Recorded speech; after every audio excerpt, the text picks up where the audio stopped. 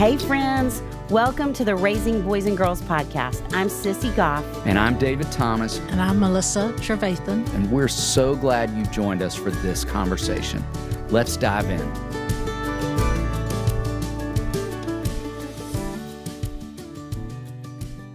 Well, hey, David Thomas. Hey, Sissy Goff. Excited to talk about our last social milestone. I can't believe we are at the last of the emotional and social milestones. Me either. And I'm so excited about where we're going with the spiritual. I am too.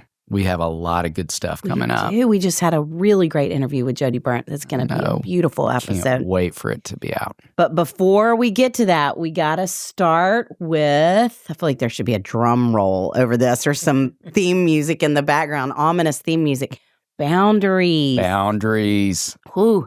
Okay, so this is the one chapter, for those of you who are listening that have read Are My Kids on Track, where, the way we wrote this book was we sat down with Melissa and we chose 12 milestones, 4 emotional, 4 social, 4 spiritual that we believed all kids needed to reach. And then we agreed on stumbling blocks and building blocks. And then for the emotional and social, David and I separated, and he wrote the boy stuff, I wrote the girl stuff, and then we sent them into the editor. We didn't even read each other's. And this was the one chapter our editor came back and said, hey guys, y'all went a totally different direction, even on the meaning of the word. And if we were sitting down with you right now, I would love to ask you what you think of with your kids when you think of the word boundaries. And our response would be a statement that is, girls tend to struggle more with setting boundaries. Boys tend to struggle more with respecting boundaries. Ooh, will you say that again? Yeah. Girls tend to struggle more with setting boundaries. Boys struggle more with respecting boundaries. And haven't we seen great evidence of that in our work? Yes, we have. Well, do you want to jump in about the boys first and what respecting boundaries, stumbling and building? I would love to. And as I think on boys and boundaries, I was reminded of something I'd written in the book that I'm going to reread if I can for a minute, that I think was a great reminder to me and I hope is helpful for you, that when we set boundaries with boys, we create layers of opportunity emotionally and socially. Boundaries provide space for him to regulate himself, which is perspective we talked about, and to decide what to do next, which is resourcefulness, which we talked about. Boundaries allow him to consider the other person's position, which hit on empathy and awareness. Boundaries set the stage for compromise, which is ownership, and conversation, which is reciprocity. So setting boundaries is vital to a boy's emotional and social development. Yes. So we're just covering a lot of bases when we labor in this space around this important social milestone. But I would say if I were going to identify a stumbling block first, I talk in the book about what I call ATM parenting, which I've sat with a lot of parents over the years and moms in particular who have said, I feel like an ATM parent. I just feel like all he does is make withdrawals and expects to be able to do that 24/7, that I'm just available to him at all times. I remember a mom saying to me years ago with a son who struggled greatly with boundaries, she said, I don't have a single memory of even finishing a phone call where I think he didn't interrupt me. He just feels like he should have access in all moments. And so that is of such importance to all of his relationships right now. But I want you to be casting a vision for his future too, because laboring around this milestone right now is a part of what will inform how he relates to all the females in his life. I had a friend years ago say to me that within her first 6 to 10 dates with a guy, she would want to see him interact with his mom because she said that would be a red flag to me. Like, I want to really study the interaction to get a good feel for, how he might behave in the future, that he's in this moment attempting to win me over and on his best behavior, but what does it look like down the road? And I thought that statement makes a lot of sense to me. And now we're going to take a little break to hear from one of our sponsors who makes this podcast possible. Sissy, over Christmas break, my sister and I found some old photos, started telling old stories, and we almost wet our pants laughing so hard, with the exception of finding photos from 8th grade that are just tragic. Oh, 8th grade. No wonder there's a movie made about that year. There is so much material. My parents must have bought a beach house for my dermatologist with all the money we spent treating my acne. I can't even begin to imagine all the money I've spent on skincare and beauty products over the years. But I recently realized that I was completely overlooking the most fundamental step, the water I shower in. We all know how important it is to filter the water we drink, but why don't we think the same way about the water we shower in? Clean water is the first step to an effective beauty routine, and it's a step that I completely overlooked. Can I tell you how much better my skin feels? And this head of gray hair has never felt as soft. I bathed June in the shower this weekend, and I swear her coat feels softer too. We're all benefiting from Jolie. Jolie is a beautiful wellness company that purifies the water we shower in for better skin, hair, and overall well-being. Jolie's filtered shower head is best in class for removing chlorine and heavy metals. But, and this was very important to me, Jolie still gives strong water pressure and fits all showers as the plumbing pipe size is universal. Jolie will give you your best skin and hair guaranteed. Head to jolieskinco.com/RBG to try it out for yourself with free shipping. And if you don't like it, you can return your Jolie for a full refund within 60 days. No questions asked. What about stumbling blocks for girls? There are a lot, I would say. And the primary one would be a girl's communication style. Because as we think about setting boundaries, about trying to work through conflict, about talking about when we've had our feelings hurt, we talked in the Ages and Stages season about how a lot of girls lean toward either being strong or kind and don't know that they can be both at the same time. And so I think in trying to figure out who can I be in the midst of a hard situation often, that rather than a direct, clear communication style, which we're going to come back to, that is both strong and kind, I think girls lean toward manipulation on one side and passive aggressive on the other. And some swing back and forth between the two. I mean, honestly, ladies, if we think about our own relationships, how easy it is, how few women know how to really move towards being strong and kind and working through conflict in healthy, appropriate ways. And so examples would be, I call it hints, mind reading, and going out on the dock. And I'm going to give a quick explanation of all three. Hints are basically, I want to tell you that you hurt my feelings or I'm frustrated with you, but I don't know how to say that. There was a girl, a 5th grader, who came in to see me one week. I will never forget. She sat down and she said, my best friend came up to me on the playground and said, no offense, which you already know girls are going somewhere dangerous when it starts with no offense. We'll stop there. No offense, but our friendship is like a dead flower. I don't even know what that means, but obviously the girl was trying to say something, communicate something, but it was in such a passive-aggressive, mean-spirited way. And I think the meanness, as we have talked a lot about in the last year, has just gotten more, I would say, more overt and more insidious at the same way, like has more punch. And so hints would be one. Mind reading. I think girls think they are brilliant at reading others' minds, especially middle school. So I get to school and my best friend is not really talking to me very much. And so, of course, I think she's mad at me. What's wrong? Why are you mad at me? What's going on? And then I end up creating conflict when there was none just because I'm creating an issue. I think it can be so helpful to help girls see there's more to the story, because often when they're mind reading, their go-to is, I did something wrong. They're upset with me. Maybe not even I did something wrong. Maybe just they're mad at me. And so how can we help them when they come home having conflict, feeling like someone's upset with them, to really hear them out and then say, do you think there might be more going on? Or do you think there might be more to the story?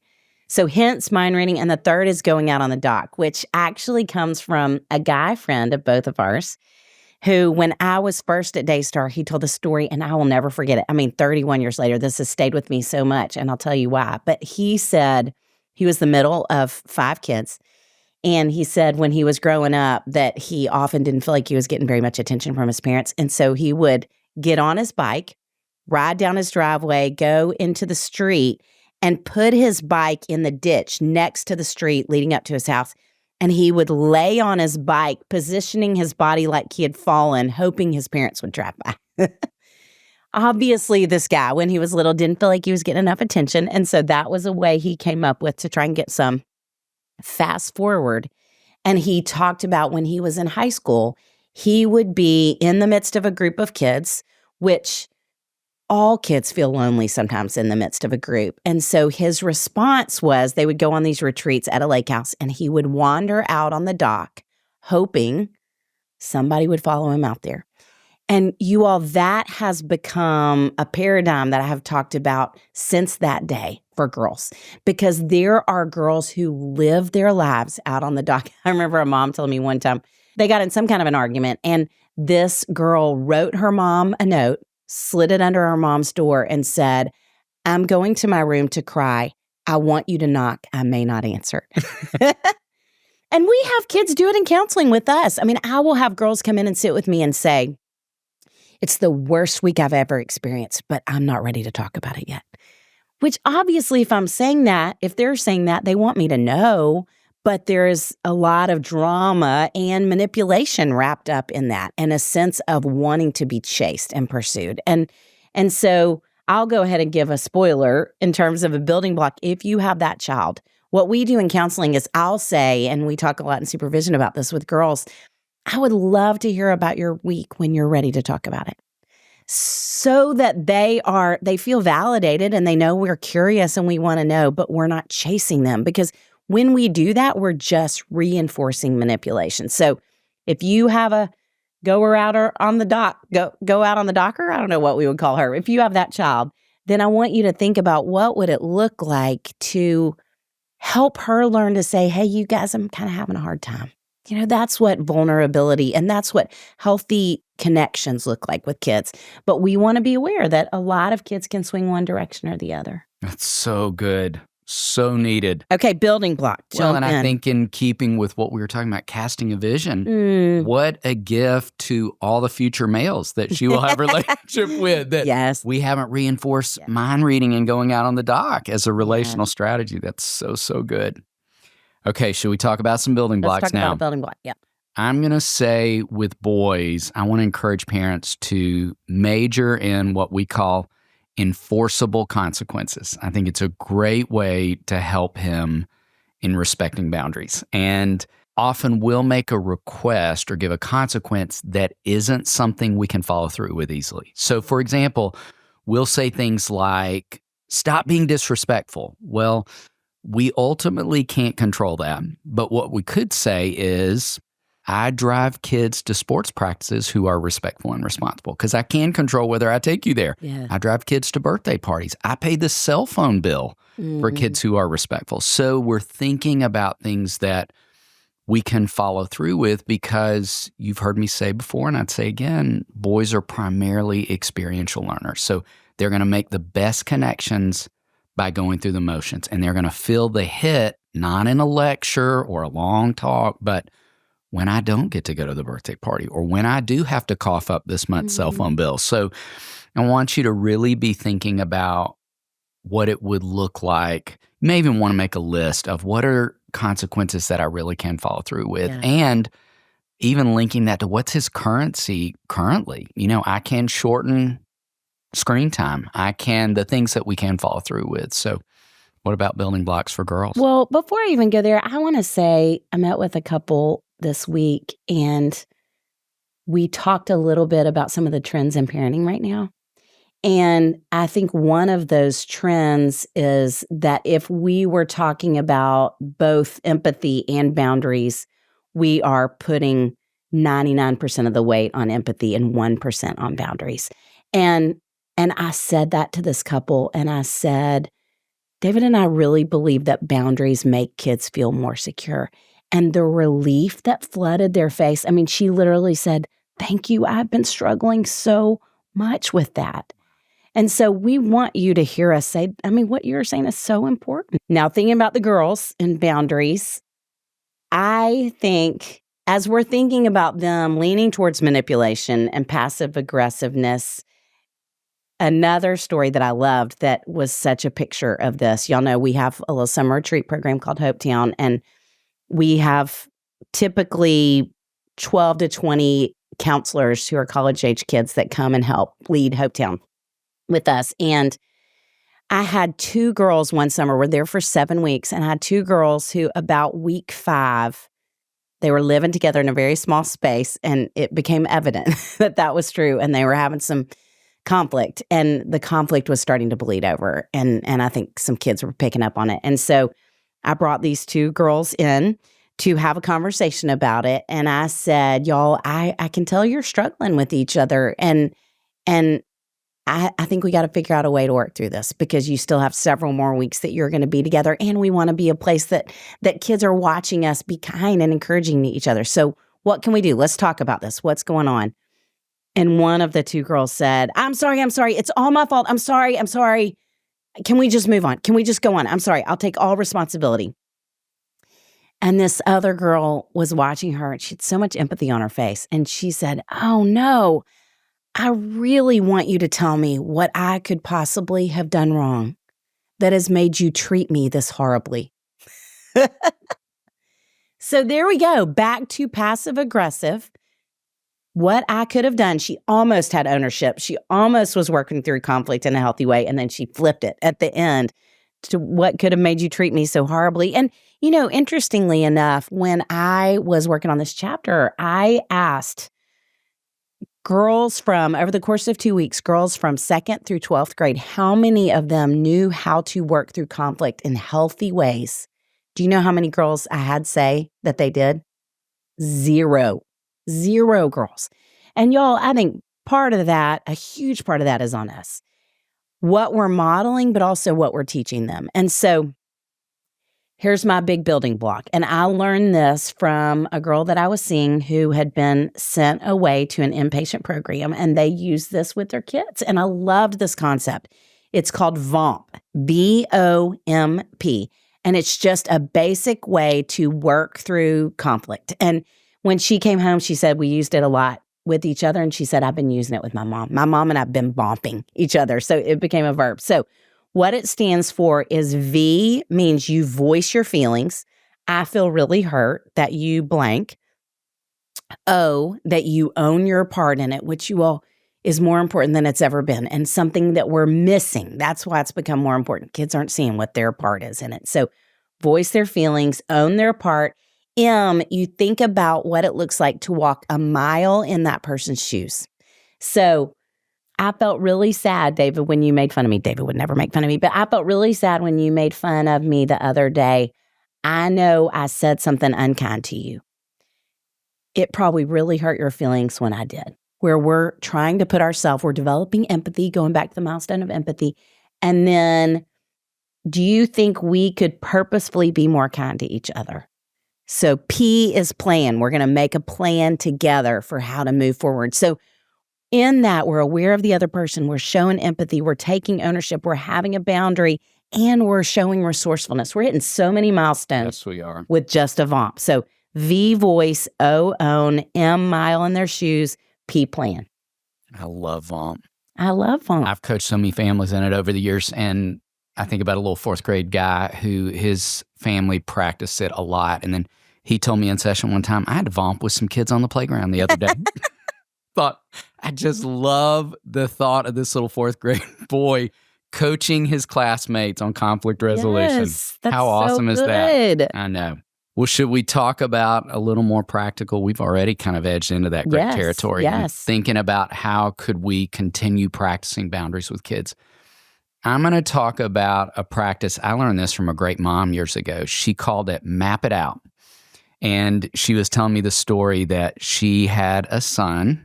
Sure have heard about this kind of fella a lot in my office over the years, who was really bright, and he loved to argue. He loved to bait her into some emotional tug of war, and he would want to go back and forth until he wore her down, hoping he would kind of get his way, which is a violation of boundaries. When she attempted to say clearly, hey, we're done talking.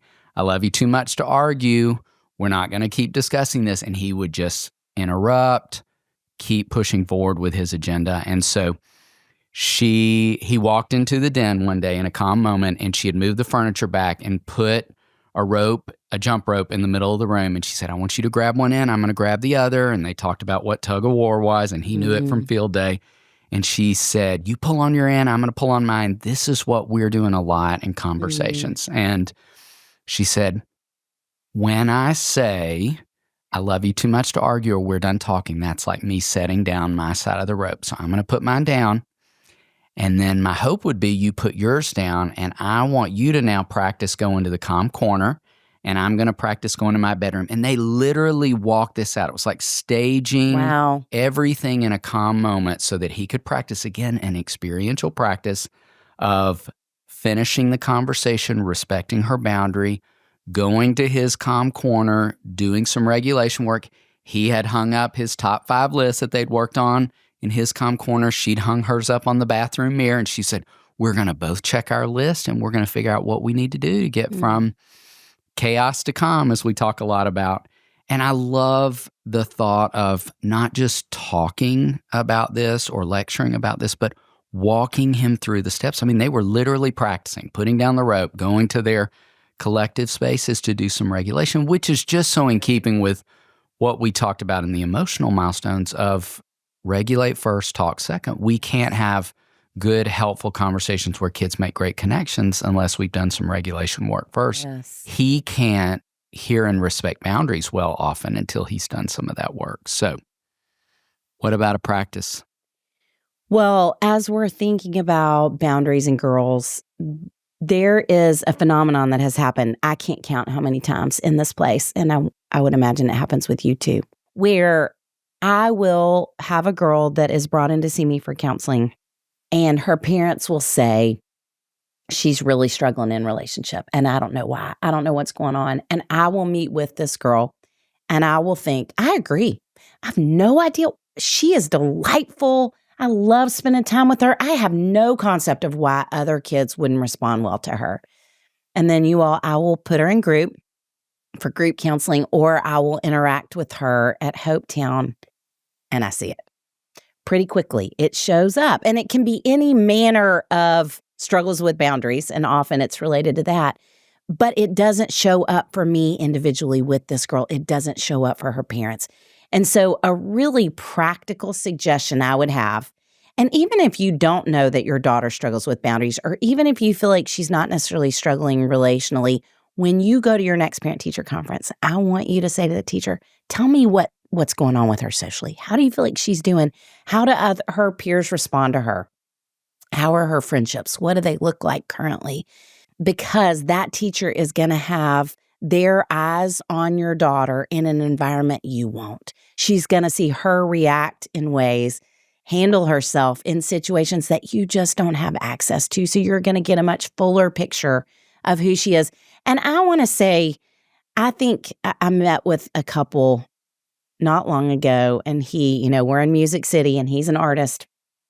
And I was talking to them about this very idea, and I said, I think you're going to have to say, please tell us. You're going to have to spell it out that much, because I think if a teacher might think, we don't want to tell them because we don't want to hurt their feelings. We don't want to tell them because whatever the reason is, part of it is in this world, as folks who work with kids, I think sometimes we don't necessarily feel like parents want to hear that information unless you tell us directly. So tell them, go to the next parent-teacher conference and have that conversation with your daughter or son's teacher, son too. Agreed. Because I think we just can't have a full enough picture of who they are and how they're operating in the world, where we can help them learn this important milestone. And David, I think we always want you all to feel like we're cheering you on, we're in it with you, and always so grateful to be on your team. Yes, we are. As our counselors that have been so amazing these past several months have talked, I just kept thinking, I'm so sorry. I mean, they have been hopefully profoundly helpful to you. We are so proud of them and so grateful for the rich wisdom they have shared. And at the same time, I feel like there are probably a lot of you who are thinking, I wish Daystar was in my area. And we do too. We wish we could be everywhere. And there are great counselors somewhere near you. Even if you have to drive a little bit to get there, we have families who drive an hour or several to get to us at times. And If you call your church, check with your pediatrician, talk to your kid's school, you can find somebody in your area who's good with kids. And we have videos on that on our Instagram as well, ways to help. But don't be afraid to reach out. There are fabulous counselors everywhere that really love kids and know how to offer a mixture of both support and encouragement and challenge with best practices. And so don't be afraid to reach out. We're pretty kind folks, most of us, and we would love to help. David, what a team we have that we get to call friends who help make this podcast possible. Amanda Young, our operations manager. Chris Starrett, our engineer. Our management team at H Squared. We are thrilled to be a part of the That Sounds Fun network. Our music was created by the insanely talented Dave Haywood of Lady A. And if this podcast felt helpful to you, please consider subscribing, liking, sharing, all the things. We are grateful for you and cheering you on always.